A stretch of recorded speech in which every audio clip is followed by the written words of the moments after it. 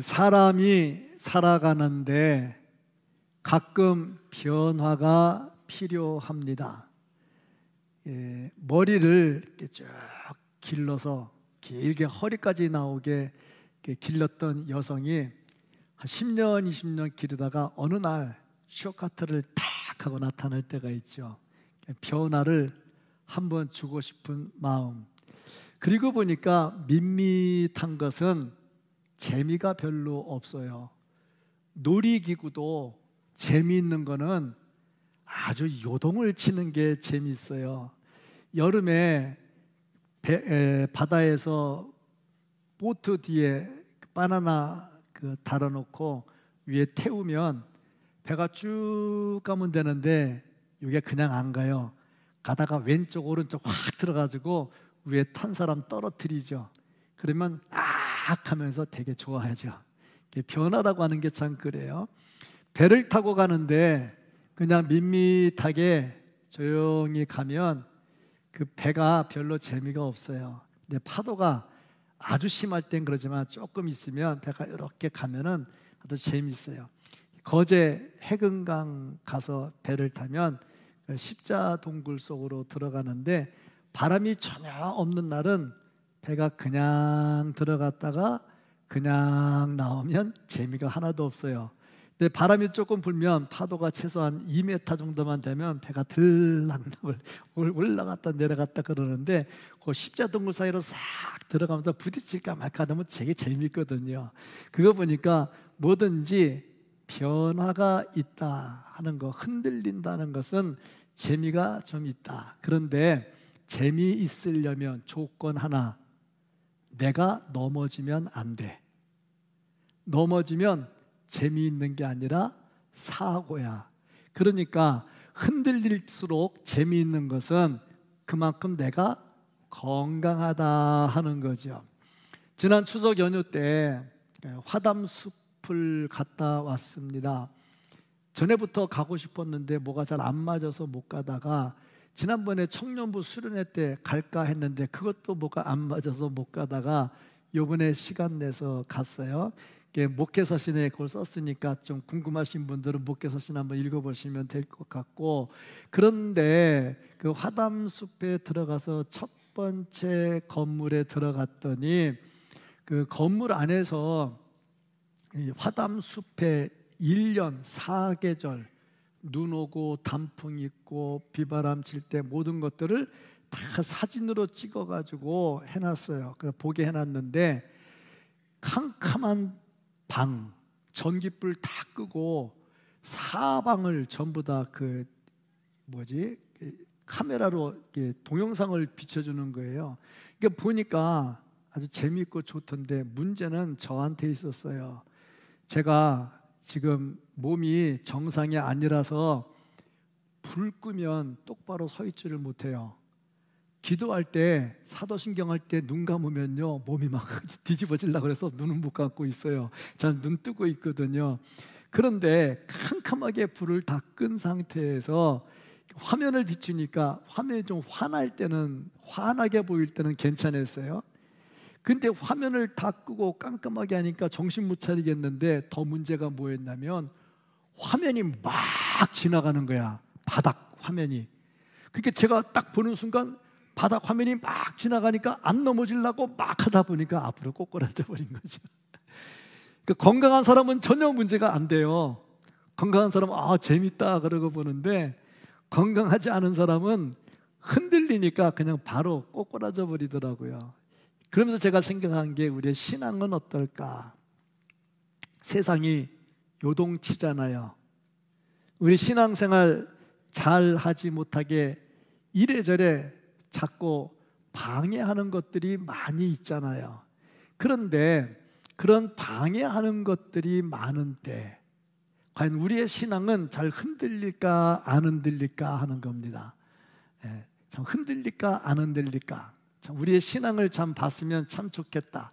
흔들리지 않고 가는 사람은 건강한 사람이고 흔들리는 사람은 별로 건강하지 않은 신앙이다. 누가 옆에서 조금만 이런 소리 저런 소리 하면 금방 팽 하고 흔들리는 사람들이 있어요.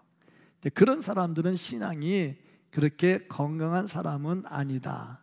누가 조금만 뭐라고 말하면 시험 들어가지고 신앙생활 안 하고 교회를 접는 사람들이 있어요. 그런 사람들은 아직 신앙이 성숙하지 못하다 하는 겁니다.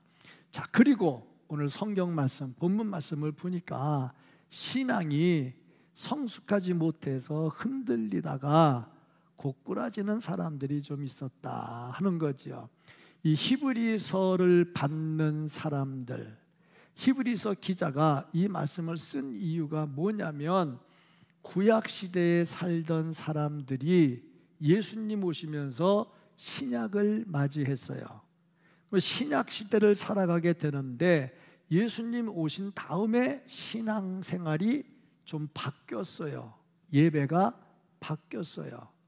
그러다 보니까 이거는 옛날하고 다르네, 와서 보니까 재미가 없네, 그래서 옛날로 다시 돌아가려고 신앙이 흔들리는 사람, 또 이 당시에 박해가 심했어요. 예수 믿는 거 못 믿도록 박해가 심했어요. 스데반 돌로 쳐서 죽였잖아요. 그런 시대거든. 그러다 보니까 사람들이 박해가 무서워서 예수를 안 믿게 됐어요. 신앙이 흔들렸단 말이죠. 이렇게 되면 어떻게 될까? 흔들려서 넘어지면, 꼬꾸라지면 참된 구원의 자리에 서지 못하게 된다 하는 겁니다. 그것이 참 문제가 됐죠. 그래서 히브리서 기자가 이 말씀을 쓰면서 흔들리면 안 됩니다. 우리는 흔들리지 않는 나라에 사는 하나님의 사람들입니다. 흔들리지 말아야 됩니다 하고 기록한 말씀이 본문 말씀입니다. 이 말씀은 우리가 이 세상을 살아가면서 혹이라도 여러 가지 좋지 않은 상황으로 신앙이 흔들릴 때 넘어질까 조심하라고 우리에게 주시는 말씀이죠. 오늘 이 말씀 속에서 내 신앙이 흔들리는지 안 흔들리는지, 흔들리지 않는 신앙생활을 한다면 과연 어떻게 해야 하는 것인지 그 말씀을 잘 찾으시고 어떤 역경 속에서도 흔들리지 않고 든든하게 설 수 있는 건강한 신앙을 가지고 살아가는 우리 모두가 될 수 있기를 예수님 이름으로 축복합니다. 아멘. 이 나라가 모든 것이 흔들려서 넘어지면 어떻게 되냐? 넘어지면 바로 심판을 받게 된다 하는 거죠. 그래서 하나님께서 흔들리지 않는 나라에 살 것을 말씀을 하시면서 주시는 말씀이 뭐냐? 하나님은 진노하시는, 소멸하시는 불이다 하는 겁니다. 하나님은 사랑의 하나님이시지만 반드시 진노하시고 심판을 하신다 하는 겁니다. 29절 말씀 보면 하나님에 대해서 뭐라고 말씀하셨냐면 나는 소멸하는 불이다 하고 말씀을 하고 있습니다. 이 말은 심판을 하신다 하는 거죠. 하나님은 사람들에게 잘못된 것에 대해서 경고를 하십니다. 경고하시는 이유는 돌이킬 수 있는 시간을 주는 거죠. 그러니까 경고를 듣고 돌이키면 아무 문제가 없어요. 그런데 경고했음에도 불구하고 돌이키지 않으면 어떻게 되느냐? 하나님의 진노가 임하게 된다 하는 겁니다. 노아의 시대에도 보면 경고하셨지요. 안 들었지요. 물로 심판했죠. 그러니까 경고하고 심판하기까지는 시간이 있어요. 그 시간은 뭐 하는 시간이냐? 하나님께서 기다리는 시간입니다. 인내하는 시간이죠. 그때 경고를 들으면 소망이 있지만 듣지 않으면 어떻게 되느냐? 불로 심판한다. 그래서 소멸하는 불이다 하고 말씀합니다. 그러면 하나님께서 경고하시는 말씀이 뭐냐? 첫째는 말씀을 듣고 순종하고 하나님 중심으로 살아라 하는 겁니다. 말씀을 듣고 순종하고 하나님 중심으로 살면 돼. 둘째는 뭐냐면 인간적 생각에 너무 끌려가지 말라 하는 겁니다. 근데 사람들이 잘 안 들어요. 노아의 시대에도 그렇게 말하는데도 안 들었어요. 결국에 심판을 당하죠. 또 하나님께서 늘 말씀하실 때 소멸하는 불이다 그랬는데 노아의 때는 물로 심판하셨지만 앞으로 불로 심판하신다고 말씀했어요. 근데 불로 심판하는 게 뭔지 맛배기를 보여줬어요. 신명기 29장 23절 말씀을 보면은 그 온 땅이 유황이 되며 소금이 되며 또 불에 타서 심지도 못하며 결실함도 없으며 거기에는 아무 풀도 나지 아니함이 옛적에 여호와께서 진노와 격분으로 멸하신, 저게 이제 불로 심판이죠. 소돔과 고모라. 우리는 저 두 가지만 알고 있죠. 두 개가 더 있어요. 아드마와 스보임의 무너짐 같음을 보고 물을 것이요. 네 개의 도시가 완전히 망했지요. 유황불로 망했습니다. 불로 심판했다. 하나님이 심판하시면요 다시 회생이 안 됩니다. 그래서 여리고성을 심판하실 때 여호수아가 가나안 땅 점령할 때 여리고성을 심판할 때 뭐라고 말씀했냐면 여리고성을 다시 재건하지 말라. 재건하면 자식들까지 죽는다 하고 하나님이 경고했죠. 여호수아 6장 26절 말씀 보면 여호수아 6장 26절 말씀, 여호수아가 그때 맹세하게 하여 이르되 누구든지 일어나서 이 여리고성을 건축하는 자는 여호와 앞에서 저주를 받을 것이라. 재건하지 말라고 그랬어요. 그 기초를 쌓을 때 그 맏아들을 잃을 것이요 그 문을 세울 때에 그의 막내 아들을 잃으리라 하였더라. 분명히 말씀했어요. 그러면 이 말씀을 들어야 될까요? 안 들어야 될까요? 들어야 되지요. 그런데 안 들어요. 참 사람 묘해요. 아담과 하와를 만들어 놓고 하나님 말씀하셨는데 안 들어요. 참 묘하지요. 들어야 되는데 안 들어요. 이 말씀 분명히 성을 쌓으면 아들들이 죽으리라 그랬는데 안 들어요.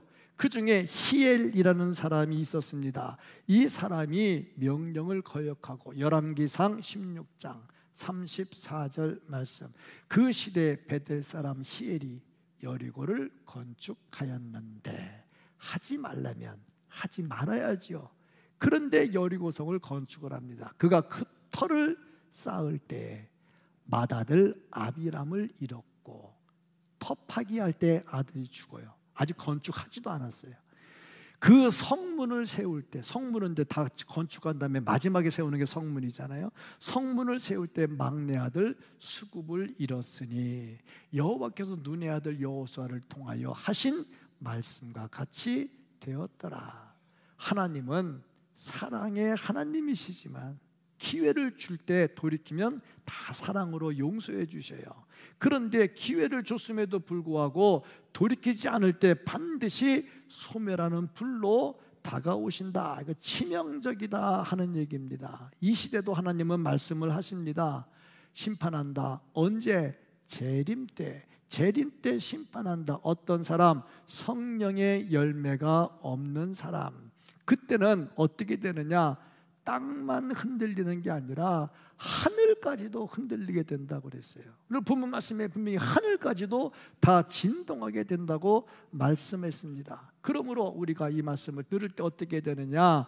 마지막 하나님께서 소멸하시는 불로 심판하실 때 결코 타면 안 되겠다 하는 얘기죠. 결코 마지막 심판 때 불에 타는 사람이 아니라 구원의 기쁨에 참여하는 성도들 되기를 주님의 이름으로 축복합니다. 아멘. 그러면 어떤 사람들이 진동하고 흔들리고 넘어질까? 하나님을 거역하는 사람들이다. 거역하는 사람들이 진동하고 흔들린다. 하나님을 거역하고는 똑바로 설 수가 없다. 하나님을 거역한다는 게 뭐냐? 말씀을 따르지 않는 거지요. 말씀은 하나님께서 직접 안 하시죠. 선지자들을 통해서 하시죠. 그러니까 선지자를 통해서 주시는 말씀을 듣지 않으면 하나님께서 심판을 한다. 오늘 본문에도 그걸 말씀하면서 하물며 예수님 말씀을 듣지 않으면 어찌 하나님이 심판하지 않겠느냐 하는 그런 의미의 말씀도 주고 있습니다. 구약 말씀을 보면 말씀을 어기면 즉석에서 죽임을 당했어요. 모세가 시내산에 올라갈 때 올라오지 말라고, 백성들에게 올라오지 말라고 얘기를 했어요. 올라오면 죽을 것이라고. 근데 참 묘한 게 말 진짜 안 들어요. 올라가다가 죽어요. 모세가 그랬죠. 만나가 내려올 때 매일 먹을 거 하루치만 준비하라고. 진짜 말 안 들어요. 며칠치 준비했다가 다 벌레 나서 버렸어요. 또 안식일 전에 말씀하셨지요. 내일은 만나가 안 내리니까 만나를 이틀치를 준비하세요 하고 말을 했죠. 진짜 말 안 들어요. 그래서 하루치만 준비했다가 다음날 쫄딱 굶었어요. 참 사람의 마음이 묘해. 말 진짜 안 들어. 우리 성도님들은 목사 설교하면 말 잘 듣죠. 아멘, 할렐루야. 그러니까 제가 설교하는 거 아닙니까? 그렇지 않습니까? 말 잘 들어야 되는데 진짜 말 안 들어. 가끔 제가 그런 생각을 해요. 야, 하나님 말씀도 안 듣는 사람들, 모세 말씀도 안 듣는 사람들, 김양훈 목사의 말씀을 잘 들을까 하고 질문할 때가 있는데 오늘 아멘 소리를 들으니까 막 힘이 나는 거야 이제. 그렇지 않습니까? 말씀을 잘 듣고 말씀을 잘 새겨야지요. 엘르아살과 이다말 제사장입니다. 그런데 하나님 말씀을 안 들었어요. 하나님이 향불을 피울 때 요거는 만들고 요거는 만들지 말라. 그러면 그대로 해야 되는데 만들지 말라는 걸 만들어 가지고 드렸어. 제사장도 말을 안 들어. 그거 참 묘해. 그러니 제사장이나 백성이나 다 똑같아. 피차마차 쌍마차인 것 같아. 어차피 말 진짜 안 들어. 그러면 어떻게 됐느냐? 바로 즉석에서 하나님께서 처리를 하더라 하는 겁니다. 고라 자손이 모세의 말을 안 들으니까 땅을 쫙 갈라가지고 다 집어넣어가지고 다 죽여버렸잖아요. 말씀을 거역하는 자 모두 다 진동한다. 진동하면 다 넘어진다. 하나님 말씀이 뭘까? 보니까 두 가지밖에 없네요.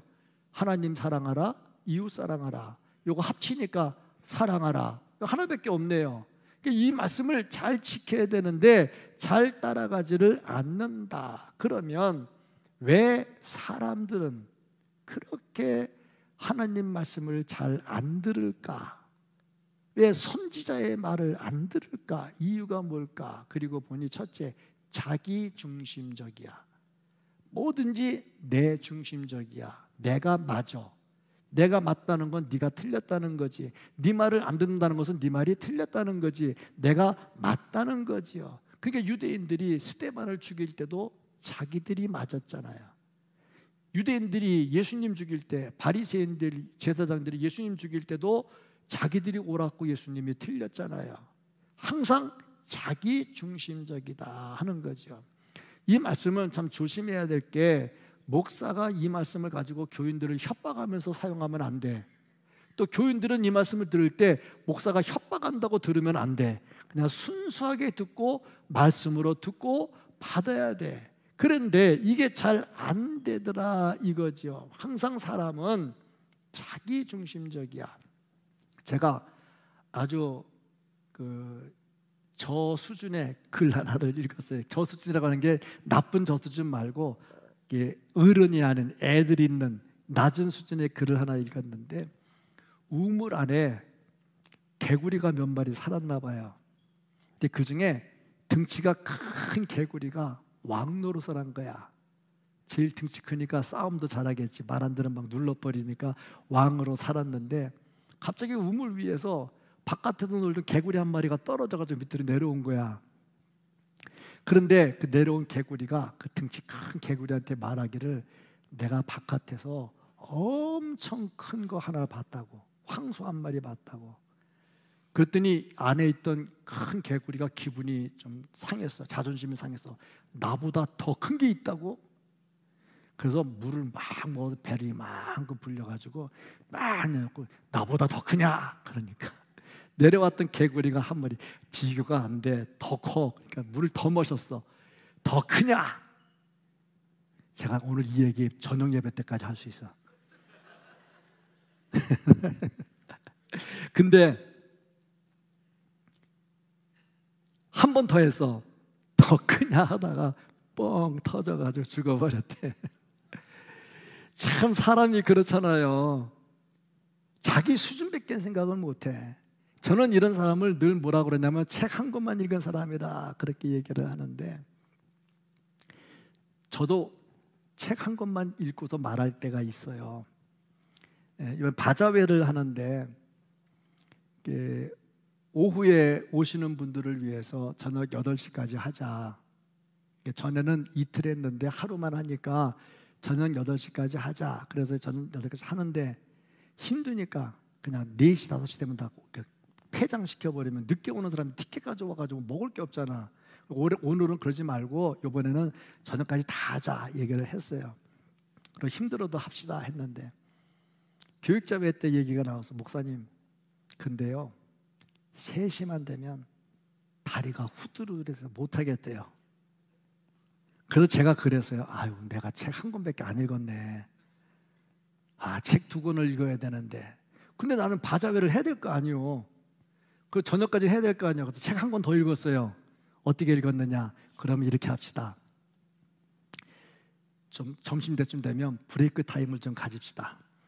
브레이크 타임을 가는데 다 가지면은 또 온 사람이 또 안 되니까 부침개 부칠 때 3명 부치던 사람은 한 사람은 좀 들어가서 쉬었다가 1시간 쉬었다가 나오고 그 다음에 한 사람 들어가서 1시간 쉬었다 나오고 사람들 몰리면 어떻게 하느냐? 몰리면 좀 기다리라고 천천히 붙이고 그래서 저녁까지 갑시다. 지금 내가 3권 읽었어요. 2권까지 읽은 사람은 다리 후두두해서 못하는 사람이야. 책 한 권 더 읽은 사람은 브레이크 타임 잘 해가지고 저녁까지 가는 사람이야. 참 그렇지 않습니까? 사람이 뭐든지 내 생각대로만 하고 안 된다 그러면 안 되거든요. 목사는 교회에 무슨 행사 하나 하거나 설교를 하나 하거나 그냥 하지 않아요. 많이 신경을 쓰고 많이 연구를 하고 많이 기도를 하고 이렇게 하면 어떻게 될까 이것저것 다 해가지고 얘기를 해요. 회의를 할 때 그냥 툭 던지는 것 같죠? 절대 툭 던지지 않아요. 많이 기도해보고 많이 신경 써보고 지금까지 목회 경력했던 많은 경험, 군대 말로 짬밥이라고 그러죠. 그거 참 해가지고 얘기를 해요. 그러면 듣는 사람이 이건 이렇고 이건 이렇고 바로 단번에 받아버려요. 그런데 한번 생각을 해보라고. 목사가 생각이 짧아서 그렇게 얘기했겠냐고. 책을 한 권 읽은 게 아니거든. 책을 최소한 몇 권을 읽었거든. 그러니까 그런 말을 할 때 이렇게 말하면 참 예쁘죠. 어떻게 말해?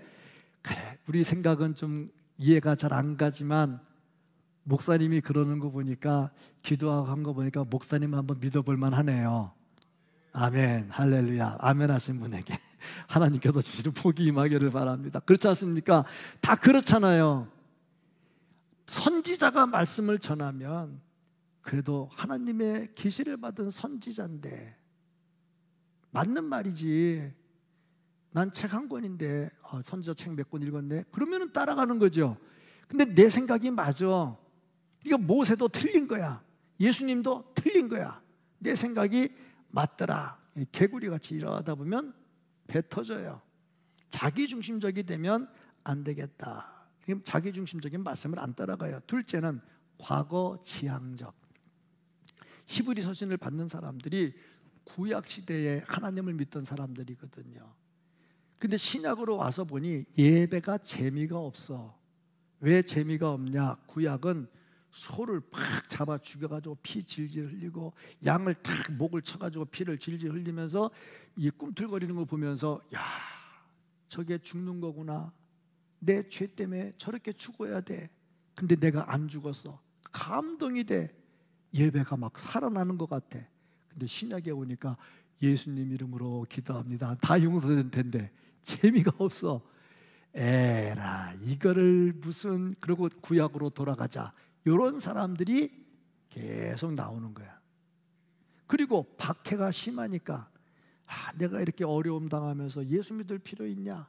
그냥 돌아가자. 옛날로 돌아가는 거야. 과거 지향적이야. 신앙은 과거 지향적이 아니라 미래 지향적이 되어야 됩니다. 옛날에 우리 교회가 그랬는데 그러지 마시고 앞으로 갈 우리 교회를 봐야 되는 거야. 과거에 내 신앙이 어땠는데 그거 보지 말고 앞으로 내 신앙이 어떻게 될지를 봐야 되는 거야. 과거 지향적으로 가면 전부 다 말씀을 순종하지 않게 되더라는 겁니다. 세 번째는 욕심. 욕심이 너무 많아. 발람 선지자거든요. 돈에 욕심이 많았어. 돈 주니까 눈이 뒤집어져 가지고 예언을 막 함부로 하려고 그래. 욕심. 이게 말씀대로 따라가질 않아요. 우리도 돈에 욕심이 생기면요, 말씀대로 예배 잘 안 드려요. 넷째, 은혜를 망각해요. 결국에 이들은 어떻게 되느냐? 하나님의 심판을 받고 진노의 불을 받게 된다는 얘기죠. 심판의 불을 받게 된다는 얘기죠. 이런 사람들은 성경에 기록된 모든 진노를 다 받게 되더라 하는 겁니다. 자, 그러면 우리는 어떨까? 성경에서 오늘 본문에서 말씀하기를 흔들리지 않는 나라, 아무리 그래도 흔들리지 않는 그 좋은 나라를 우리가 선물로 받았다고 말씀을 하고 있습니다.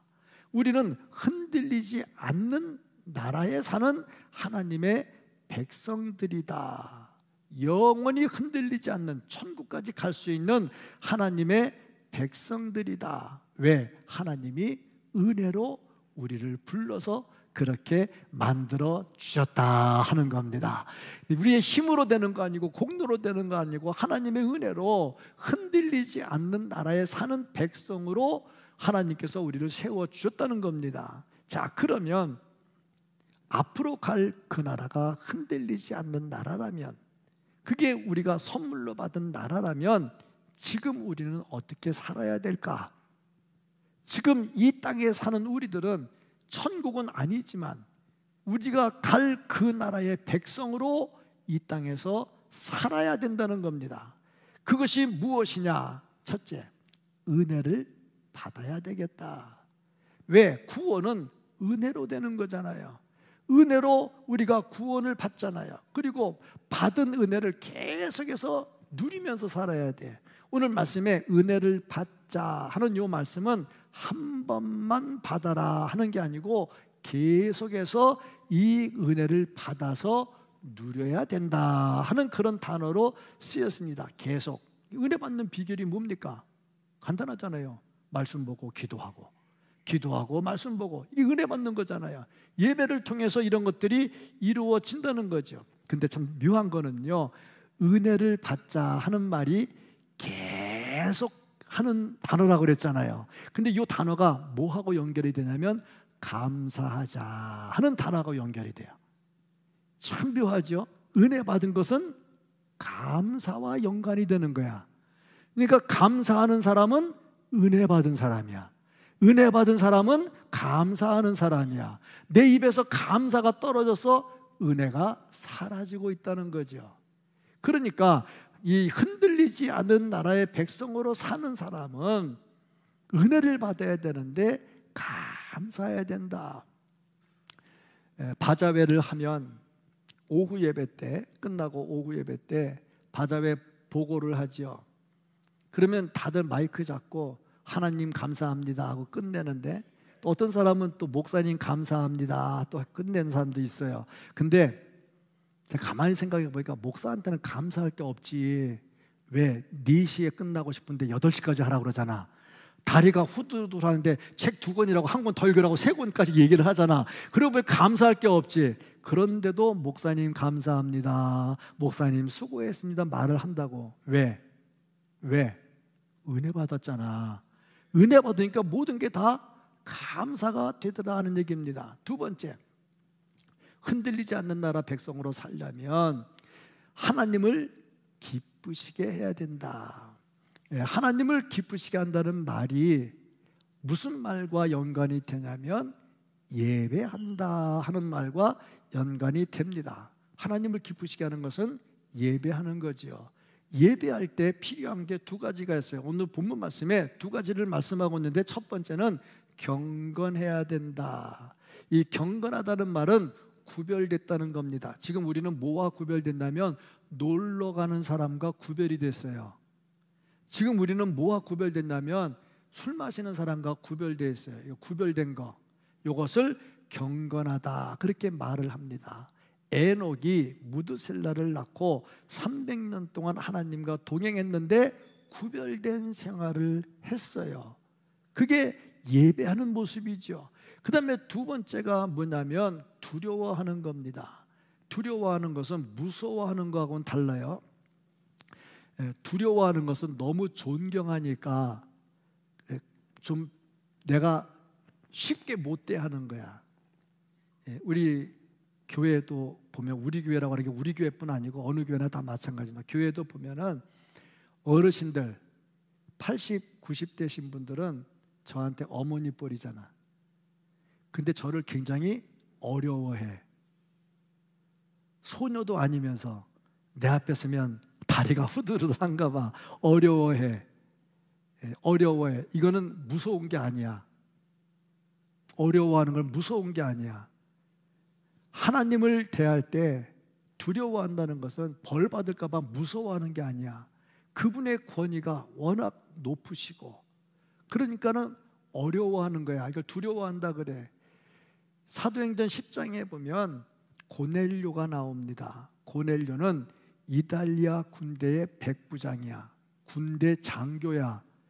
베드로는 그 나라가 정복한 피정복민의 일개 백성이야.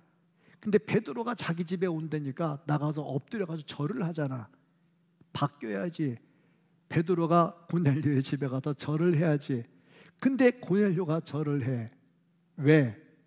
하나님의 말씀을 전하는 사람이라 두려워하는 거야. 요 두려운 모습, 요런 모습으로 하나님께 예배하는 자가 하나님을 기쁘시게 하는 자고, 이런 자의 모습을 하나님께서 기쁘시게 받으신다 하는 것입니다. 두려워하는 사람은 하나님을 신뢰하는 사람이고, 하나님을 신뢰하는 사람은 하나님을 의지하는 사람이고, 하나님을 의지하는 사람은 하나님을 기쁘시게 하는 사람이다. 누가복음 1장 50절 말씀, 긍휼하심이, 하나님의 긍휼하심이 누구에게 임하느냐?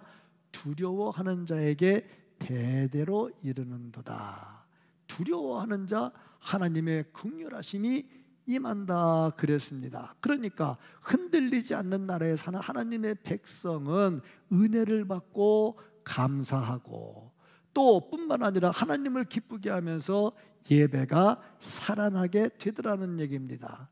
그리고 또 한 가지가 뭐냐면 성령의 열매를 맺게 되더라 하는 겁니다. 갈라디아서 5장 22절부터 23절까지 오직 성령의 열매는 사랑과 희락과 화평과 오래 참음과 자비와 양성과 충성과 온유와 절제니 이 같은 것을 금지할 법이 없느니라. 저 마지막에 보면 절제가 나옵니다.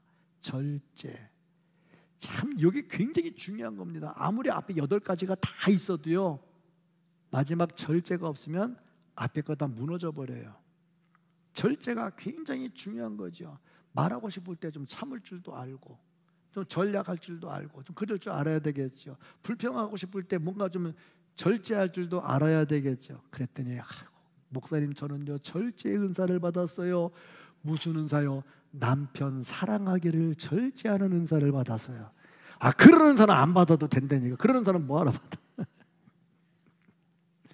그런 은사 받지 말고, 진짜 내가 뭔가를 드러내고 싶어도, 뭔가 좀 말하고 싶어도 좀 절제할 수 있어야 되겠다. 이런 사람들이 흔들리지 않는 나라에 산다. 자, 그러면 이런 사람들에게 하나님은 어떻게 하실까? 이렇게 살면, 이 땅에서 흔들리지 않는 나라 백성으로 살면 하나님이 기뻐하시죠. 기뻐하시면 어떻게 하느냐? 복을 내려주시죠. 첫째, 하나님 나라를 선물로 주시더라. 둘째, 악과의 싸움에서 승리하게 해주시더라. 셋째, 마음의 평안을 주시더라. 넷째, 육신의 건강의 복을 주시더라. 다섯째, 물질의 복을 주시더라. 왜? 흔들리지 않는 나라 백성으로 살면 하나님이 기쁘신데 어찌 이런 복을 주지 않겠느냐 하는 겁니다. 그렇습니다. 우리는 흔들리는 세상에 살고 있습니다. 이 흔들리는 세상에서 넘어지지 않는 비결, 건강한 겁니다. 육신적으로 건강하고 영적으로 건강해야 흔들리지 않고 살 수 있고, 이런 사람이 영원히 흔들리지 않는 나라를 선물로 받을 수가 있습니다. 일본은 지진이 많아요. 그래서 설계를 할 때 지진 대비 설계를 많이 하죠. 그 중에 하나 뭐 밑에 건물 밑에 스프링을 설치한대요. 스프링이 얼마나 센지 모르겠지만 자주 흔들릴 때 건물이 안 깨지려면 스프링이 좀 있어야 되지 않겠나 싶은데, 그래도 땅이 갈라지는 지진은 막을 수가 없어. 그런데 이 흔들리는 세상에서 절대 무너지지 않는 것은 예수 그리스도가 기초가 되고 예수 그리스도 위에 세워진 집, 결코 흔들리지 않는다는 겁니다. 이 사람이 이 땅에서 흔들리지 않는 나라 모습으로 살다가 마지막에 영원히 흔들리지 않는 천국에서 즐거운 모습으로 살 수가 있습니다. 이런 백성들이 될 수 있기를 예수님 이름으로 축복합니다. 아멘.